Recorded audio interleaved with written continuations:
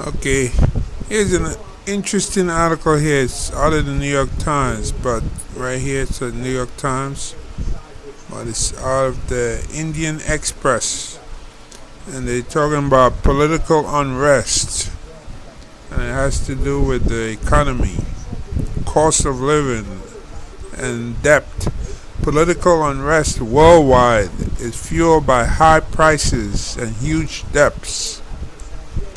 In recent months, economic fears have set off protests around the world that have sometimes turned violent, including in high income countries with stable economies like Poland and Belgium, as well as those struggling with out of control debt like Argentina, Pakistan, Tunisia, Angola, and Sri Lanka.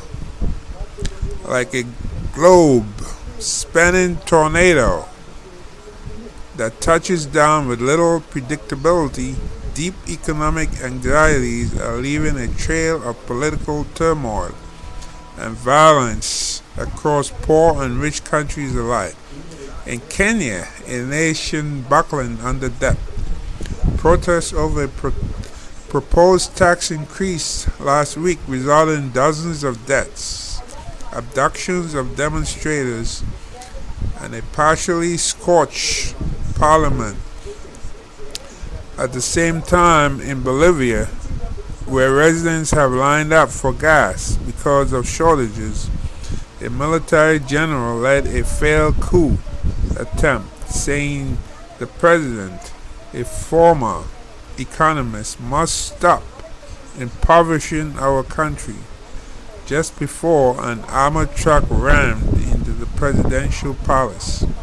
And in France, after months of road blockades by farmers angry over low wages and rising costs, the far-right party surged in support of the first round of snap parliamentary elections Sunday, bringing its long taboo brand of nationalistic and anti-immigrant politics to the threshold of power.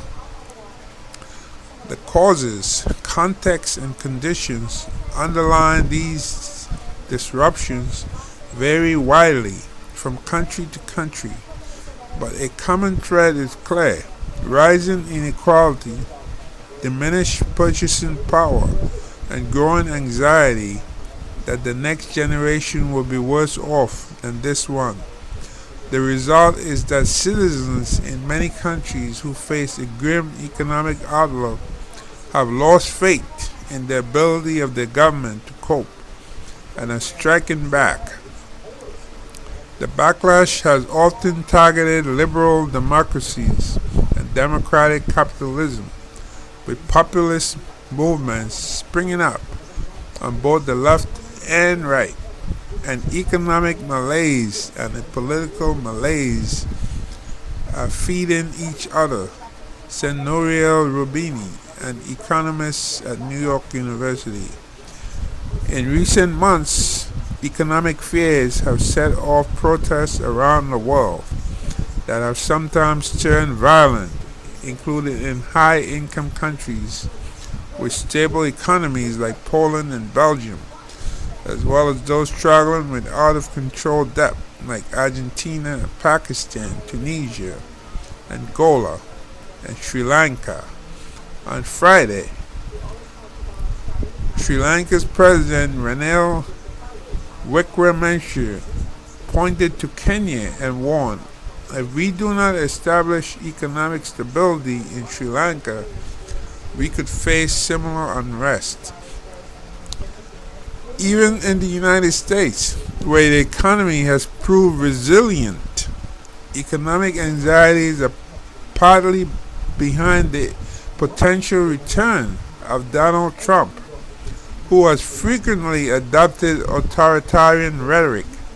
In a recent poll, the largest share of American voters said that the economy was the election's most important issue.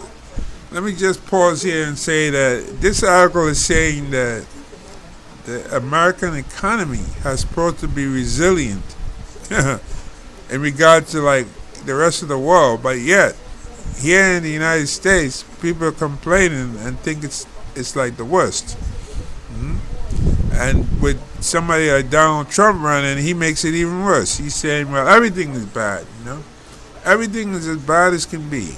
You never seen it worse, than the Great Depression.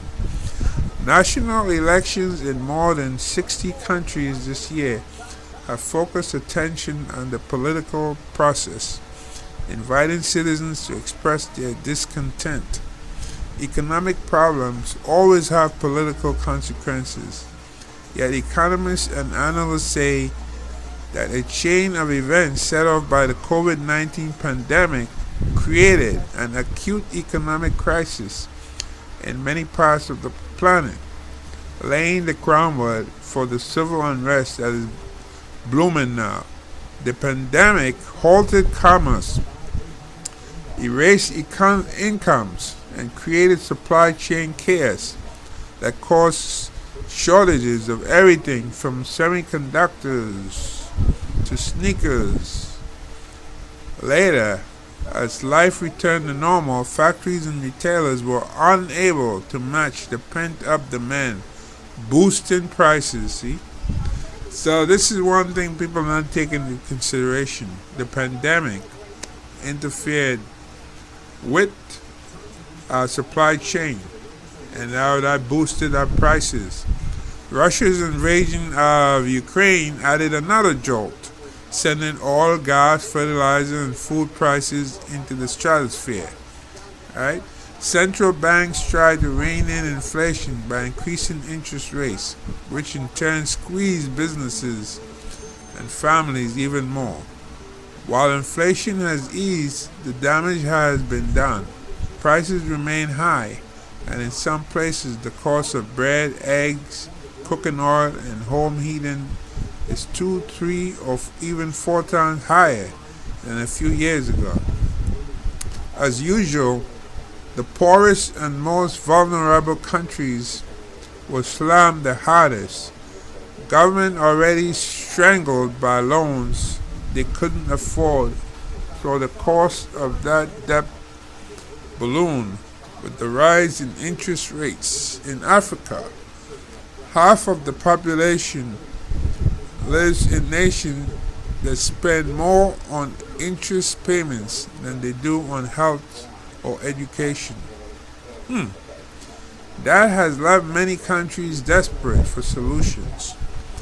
Indemit Gill, chief economist at the World Bank, said that nations unable to borrow because of a debt crisis have essentially 2 ways to pay their bills: printing money or raising taxes. You print money and that creates inflation. One leads to inflation, he said, the other leads to unrest. After paying off a $2 billion bond in June, Kenya sought to raise taxes. Then things boiled over. Thousands of protesters swarmed the parliament in Nairobi. At least 39 people were killed and 300 injured in clashes with police, according to rights groups. The next day, President William Ruto withdrew the proposed bill that included tax increases. In Sri Lanka, stuck under 37 billion in debt, the people are just broken, said Jayate Ghosh, an economist at the University of Massachusetts Amherst, after a recent visit to the capital city of Colombo. Families are skipping meals. Parents cannot afford school fees or medical coverage. And 1 million people have lost access to electricity over the past year because of unaffordable price and tax increases, she said. Police have used tear gas and water cannons to disperse protests. In Pakistan, the rising cost of flour and electricity set off a wave of demonstrations that started in Kashmir and spread this week to nearly every major city. Traders closed their shops on Monday, blocking roads and burning electricity bills.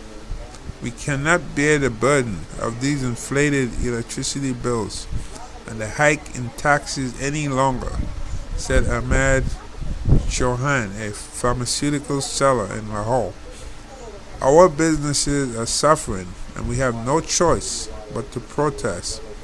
Pakistan is deep in debt to a string of international creditors, and it wants to increase tax revenues by 40% to try to win a bailout of up to $8 billion from the International Monetary Fund, its lender of last resort, to avoid defaulting. No country has a bigger IMF loan program than Argentina, $44 billion.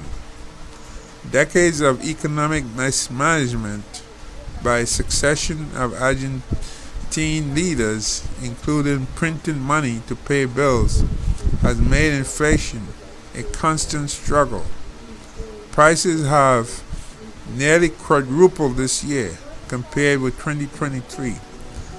Argentines now use US dollars instead of Argentine pesos for big purchases like houses, stashing stacks of $100 bills in jackets or bras. The economic turmoil led voters in November to elect Javier Milei, a self-described anarcho-capitalist who promised to slash government spending. As president, he has cut thousands of jobs, chopped wages, and frozen infrastructure projects, imposing austerity measures that exceed even those the IMF has sought in its attempt to help the country fix its finances. In his first 6 months, poverty rates have soared. Many Argentines are fighting back. Nationwide strikes have closed businesses and canceled flights, and protests have clogged plazas in Buenos Aires.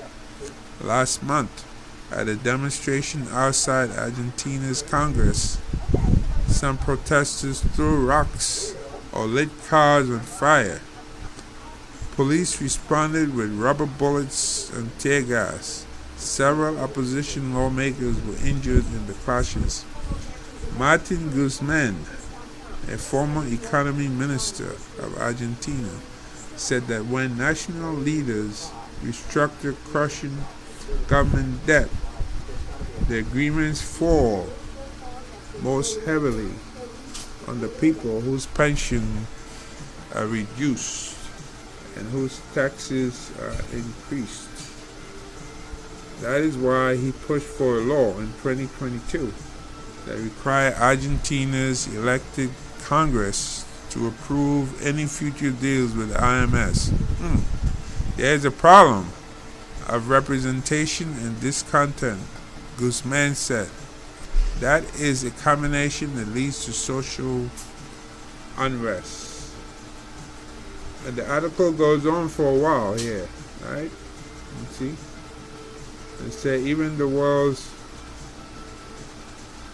wealthiest countries are bubbling with frustration. European farmers worried about their prospects and angry that the course of new government regulations intended to warm off climate change is threatening their livelihoods. Overall, Europeans have felt that their wages are not going as far as they used to. Inflation reached nearly 11% at one point in 2022, chipping away at incomes. Roughly 1/3 of people in the European Union believe their standards of living will decline over the next 5 years, according to a recent survey. Protests have erupted in Greece, Portugal, Belgium, and Germany this year. Outside Berlin in March, farmers spread manure on a highway that caused several crashes. In France, they burned hay, dumped manure in Nice's City Hall, and hung the carcass of a wild boar outside a labor inspection office in Agen. As the head of Francis Farmers Union told the New York Times, it's the end of the world versus the end of the month. The economic anxieties are adding to divisions between rural and urban dwellers, unskilled and college-educated workers, religious traditionalists and secularists. In France, Italy, Germany, and Sweden, far-right politicians are seized on this dissatisfaction to promote nationalist, anti-immigrant agendas, and growth is slowing worldwide, making it harder to find solutions. Terrible things are happening, even in countries where there aren't protests, said Gosh, the University of Massachusetts Amherst economist. But protests kind of make everybody wake up, you see. So this article here, the United States is doing better. Was able to rebound from the pandemic than most other countries in the world, but yet, if you listen to what's going on in the politics here, you would think that, wow, most Americans are doing badly, probably eating out of garbage cans in the street. Yep. That is what the kind of political rhetoric and populist rhetoric you do in an election year. Let's see.